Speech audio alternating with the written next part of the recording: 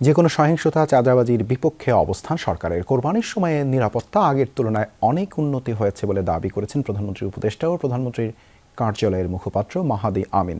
বলেন, ভোগান্তি ও ঘণ্টার পর ঘণ্টা যানজট এবার তুলনামূলকভাবে নিয়ন্ত্রণে ছিল।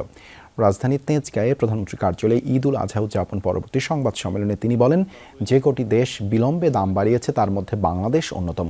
দাম নিয়ন্ত্রণে থাকায় মূল্যস্ফীতি বাড়েনি। জানান, অতিরিক্ত ভাড়া আদায় বন্ধে কঠোর ছিল সরকার।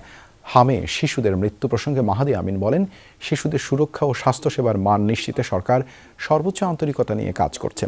মহাসড়কে চাঁদাবাজি নিয়ন্ত্রণে রাখতে পারায় গরুর দাম সহনীয় ছিল বলে দাবি করেন মাহাদি আমিন।